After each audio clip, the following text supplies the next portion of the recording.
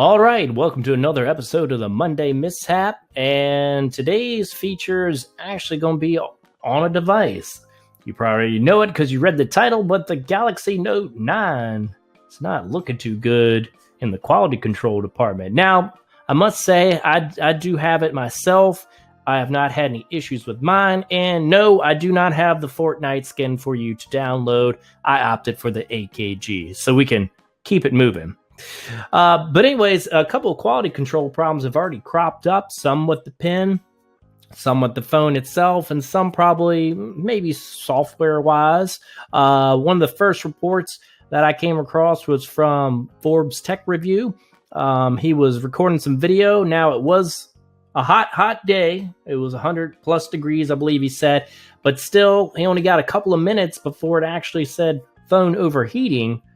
And that's a little crazy to me, especially Samsung's toting that it has a new cooling system. Well, seems like your system needs some reworking there if people can't even record some short videos. Now, I must say he did report that he has not had further problems, but still odd nonetheless.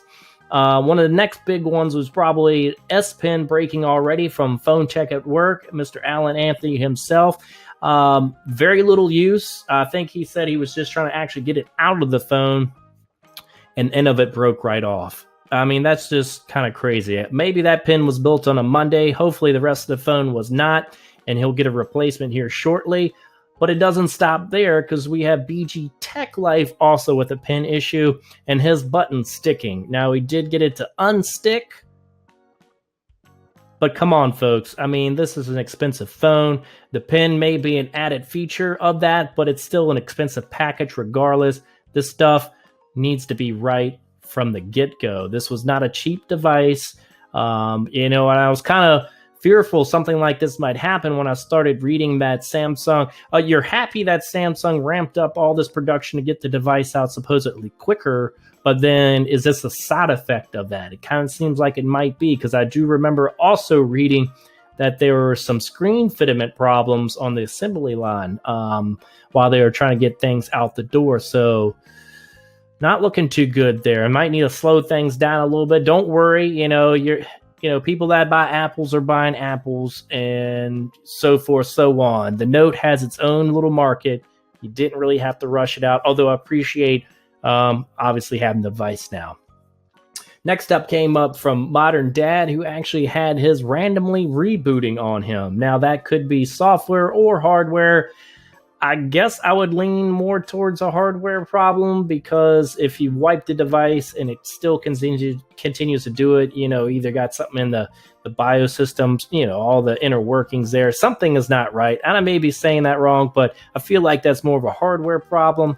And to top it off, T-Mobile wouldn't just give him a replacement device. He's got to wait, or he's got to shell out actual money, whether it's the $20 they try to tell him, or another $270 as a down payment for a brand new one. Crazy either way you look at it. There should have been a no questions asked. I don't know if he was able to duplicate it for him. I know sometimes that stuff, duplicate problems, that want to see that before they take action, but still unacceptable. Another one, let me check my notes real quick that I made with my S Pen earlier. We've actually got the last one, and I actually didn't witness this or talk to anybody about this. I happened to come across a chat about this that said MKBHD was doing a live show and his froze on the air, and this has since been taken down. Wow. I mean, if that in fact is true, he must have taken it down real quick, because I feel like that would have spawned almost every forum that I was in that came up. So if anybody's got those links or clips saved, that'd be kind of interesting to see if that really did happen, because he's got millions of followers, and I would expect that would have not leaked out, but that would be over the internet by now.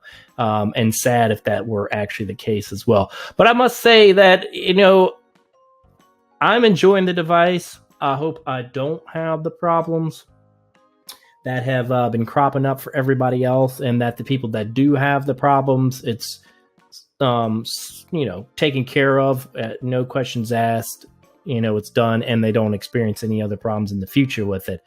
But I don't know. Is Samsung slipping? Did they kind of push it out the door too quickly?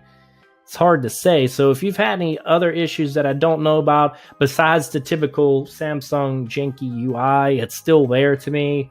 I know some people say, I've never had lag. My Note 8, I feel like I didn't.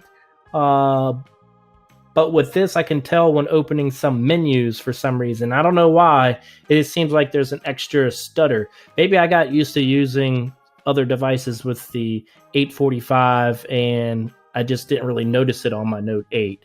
And now that I have a Note again, I'm starting to see that it's actually there, but it's not anything that's going to kill the device for me. It's not a deal breaker. I can deal with it. It's a great device, great battery life so far. A lot of extra features that I'll probably never ever use, but they're there in case I need it. So I guess that's going to be about it. Your experience with it so far, do you love it? Do you hate it? Obviously, the whole debate on it costs too much. Hey, the Note 8 was $950. It's $50 more. I don't know why everybody's crying about this now. Everybody cry. The iPhone 10, people still bought those. Plenty of people bought them, and the crying kind of stopped. It just seems like we keep hearing that it's not worth it, but we still have people buying Note 10. I mean, not Note 10, iPhone 10s all the time. So what's the deal? It's a much more capable device to me. Now, obviously, there are benefits to Apple, iOS, but that's a different thing altogether. I don't think it's a better device. I don't think you can justify either one. No phone, like Big Dog says, is worth more than, say, $800. But if you want the latest and greatest, some of us don't like to wait. I don't. Yeah, will it bite me in the butt in the end? Yeah, I'll lose. When I do eventually sell this, I will lose a bunch of money. The Note 8 was one that I actually held on for quite a while, much longer than any other device of recent times. So I don't plan on getting rid of this unless I start running into problems and it's just not fixed. Or it keeps happening, replacement devices, something like that. So then I could foresee giving up on it and going back to maybe my G7 or seeing what the Pixel 3 has coming out. OnePlus 6 was a decent device, not for me. The 6T, we'll see how it goes. But anyways, hope you liked it. Later.